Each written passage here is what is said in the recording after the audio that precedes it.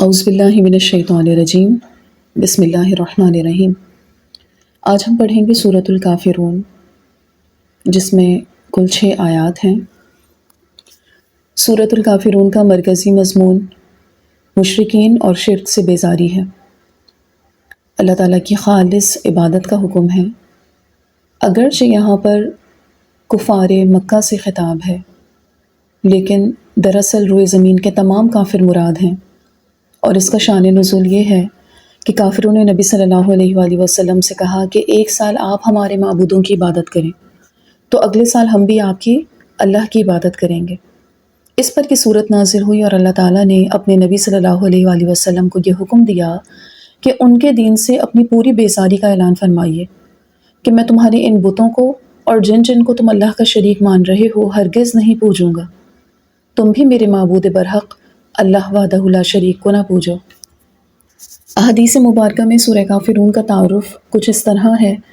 صحیح مسلم میں سیدنا جابر رضی اللہ عنہ سے مروی ہے کہ رسول اللہ نے اس سورت کو اور سورۃ الکافرون کو طواف کے بعد کی 2 رکعتوں میں نماز میں تلاوت فرمایا۔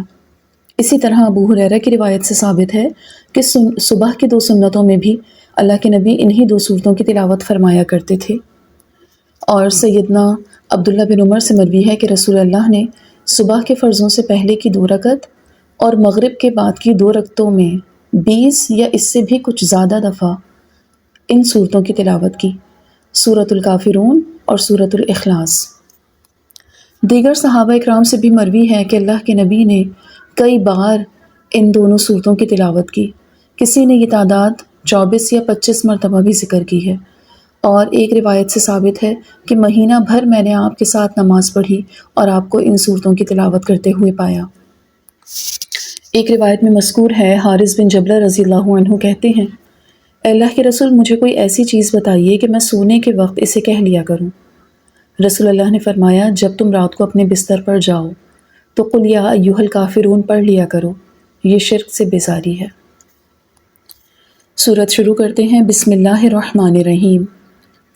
قل یا ایھا الکافرون، قل کہہ دیجئے، یا ایھا الکافرون، اے کافروں، لا اعبد، نہیں میں عبادت کرتا، ما جس کی تعبدون تم عبادت کرتے ہو، ولا انتم اور نہ تم، عابدون عبادت کرنے والے ہو، ما جس کی اعبد میں عبادت کرتا ہوں، ولا انا اور نہ میں، عابدن عبادت کرنے والا ہوں، ما عبدتم جس کی تم نے عبادت کی، ولا انتم اور نہ تم، عابدون عبادت کرنے والے ہو، ما اعبد جس کی میں عبادت کرتا ہوں، لکم تمہارے لیے، دینکم تمہارا دین، ولیہ اور میرے لیے، دینی میرا دین ہے۔